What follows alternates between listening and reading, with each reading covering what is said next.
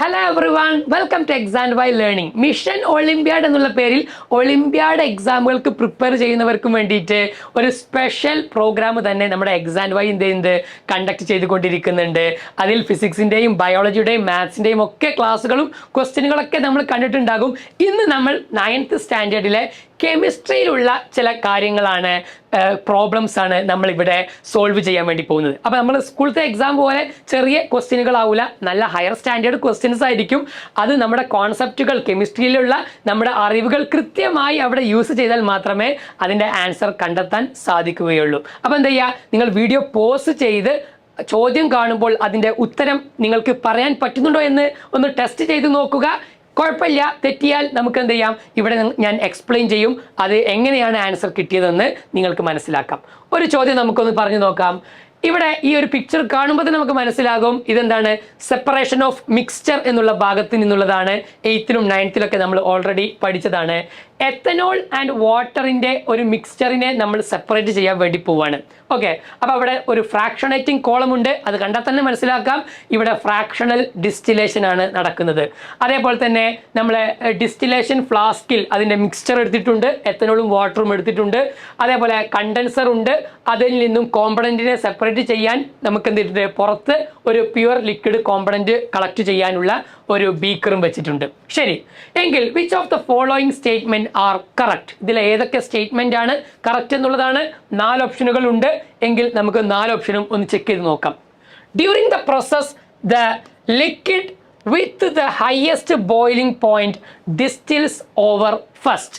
ഇവിടെ നമുക്ക് കാണാൻ പറ്റും ഈ പറഞ്ഞതിൽ ബോയിലിംഗ് പോയിന്റ് കൂടുതലുള്ള ആളാണ് ഫസ്റ്റ് ഡിസ്റ്റിൽ ചെയ്ത് നമുക്ക് സെപ്പറേറ്റ് ചെയ്യാൻ സാധിക്കുക എന്നാണ് ഒന്നാമത്തെ സ്റ്റേറ്റ്മെന്റ്. അത് കറക്റ്റ് ആണോ മക്കളെ? ഒരിക്കലുമല്ല. നമുക്കറിയാം നമ്മൾ എന്തിന്റെ ബേസിലാണ് ഫ്രാക്ഷണൽ ഡിസ്റ്റിലേഷൻ നടത്തുക അല്ലേ? ഈ പറഞ്ഞവയിൽ നമുക്കറിയാം എത്തനോൾ ഉണ്ട്, അതേപോലെ തന്നെ വാട്ടർ ഉണ്ട്.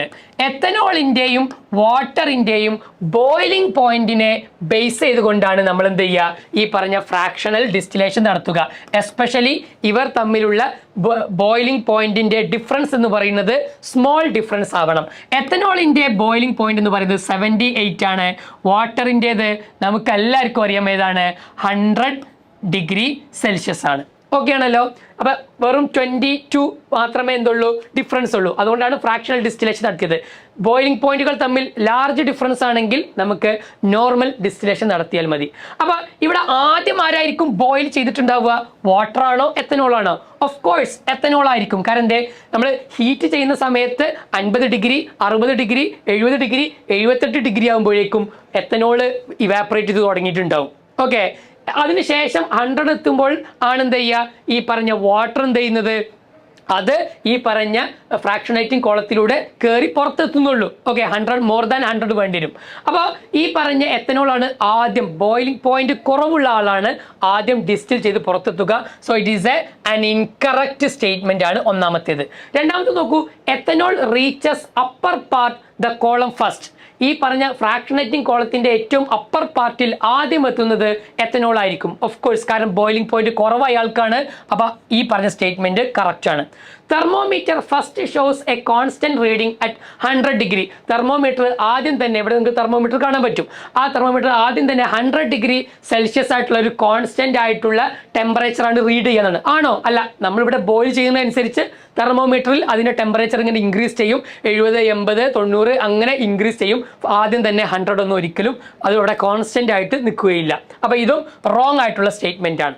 Ethanol vapours and water vapors both rise up the column, but water vapor condense in the fractionating column and drop back into the distillation flask. രണ്ടുപേരുടെയും വേപ്പർ അവിടെ ഉണ്ടാവുന്നുണ്ട് അല്ലേ? ഓഫ് കോഴ്സ് കറക്റ്റ് ആണ്, രണ്ടുപേരും വേപ്പറൈസ് ചെയ്യുന്നുണ്ട്. പക്ഷേ vaporise ചെയ്ത് കഴിഞ്ഞാൽ നമുക്കറിയാം ഈ പറഞ്ഞ വാട്ടർ എന്ത് ചെയ്യുന്നുണ്ട്, അവിടെ കണ്ടൻസ്. കാരണം എന്താ വെച്ചാൽ ഫ്രാക്ഷണേറ്റിംഗ് കോളത്തിനകത്ത് കുറേ ബീഡ്സ് ഉണ്ട് അല്ലേ? സർഫസ് ഏരിയ കൂട്ടുന്ന കുറേ കോളംസ് ആയിട്ടാണ് എന്തുള്ളത്, ഈ പറഞ്ഞ ഫ്രാക്ഷണേറ്റിംഗ് കോളം ഉള്ളത്. അവിടെ എന്തിനു വേണ്ടിയിട്ടാണ് ഈ പറഞ്ഞ വാട്ടർ എന്ത് ചെയ്യും, അതിനെ ഒരിക്കലും ഇവാപ്പറേറ്റ് ചെയ്ത് അതെന്ത് ചെയ്യൂല, ഒറ്റയടിക്ക് അപ്പുറത്ത് സെപ്പറേറ്റ് ചെയ്യാൻ സാധിക്കില്ല, അല്ലെങ്കിൽ ഒരുമിച്ച് സെപ്പറേറ്റ് ചെയ്യൂല. ബോയിലിംഗ് പോയിന്റ് കൂടുതലുള്ളത് കൊണ്ട് തന്നെ വാട്ടർ എന്ത് ചെയ്യും അവിടെ കണ്ടൻസ് ചെയ്തുകൊണ്ട് നേരെ എന്ത് ചെയ്യും ഈ പറഞ്ഞ ഡിസ്റ്റിലേഷൻ ഫ്ലാസ്കിലേക്ക് തന്നെ തിരികെ അത് ബാക്ക് ചെയ്യുകയാണ്. 100 ഡിഗ്രിക്ക് മുകളിൽ എത്തുമ്പോൾ മാത്രമാണ് വാട്ടറിന് കംപ്ലീറ്റ് ആയിട്ട് എന്ത് ചെയ്യുക അത് ഡിസ്റ്റിൽ ചെയ്ത് പുറത്തെത്താൻ സാധിക്കുന്നത്. അപ്പോൾ എപ്പോഴും ഇവിടെ എന്തിന്റെ ബേസിലാണ് ബോയിലിംഗ് പോയിന്റ് ആണ്. അപ്പോൾ ഫോർത്ത് സ്റ്റേറ്റ്മെന്റും കറക്റ്റ് ആണ്.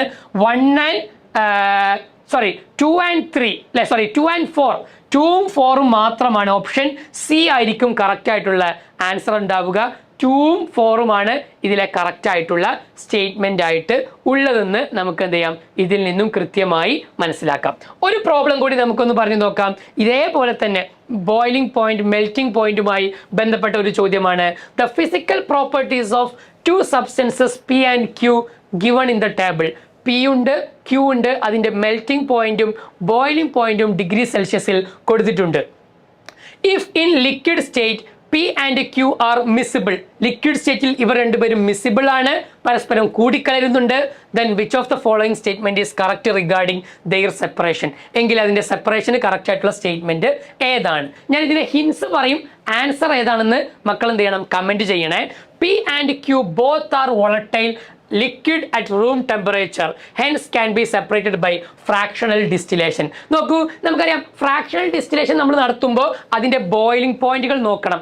ബോയിലിംഗ് പോയിന്റുകൾ തമ്മിൽ സ്മോൾ ഡിഫറൻസ് ആണെങ്കിലാണ് ഫ്രാക്ഷണൽ ഡിസ്റ്റിലേഷൻ പോസിബിൾ ആവുക. ഒന്ന് 69 ആണ്, ഒന്ന് 104 ആണ്. ബോയിലിംഗ് പോയിന്റുകൾ തമ്മിൽ വലിയ വ്യത്യാസമുണ്ട്. അതുകൊണ്ട് തന്നെ ഈ പറഞ്ഞത് എന്താവൂല, നമുക്ക് യൂസ്ഫുൾ അല്ല. P is solid, P solid ആണ്, Q ഈസ് വോളറ്റൈൽ ലിക്വിഡ് ആണ് അറ്റ് റൂം ടെമ്പറേച്ചർ എന്നാണ്. ആണോ? ഒരിക്കലും ഇല്ല. റൂം ടെമ്പറേച്ചർ എന്ന് പറയുമ്പോൾ നമുക്കറിയാം ഒരു 25 ഡിഗ്രി. നോക്കിയേ, ഇവിടെ മെൽറ്റിംഗ് പോയിന്റ് -95 ആണ്.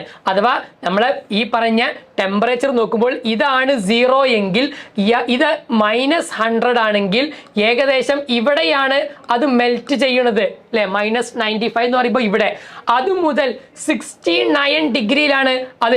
ഇത് 100 ഡിഗ്രി സെൽഷ്യസ് ആണെങ്കിൽ 69 എന്ന് പറയുമ്പോൾ ഇവിടെയാണ് അത് ബോയിൽ ചെയ്യുന്നുള്ളൂ.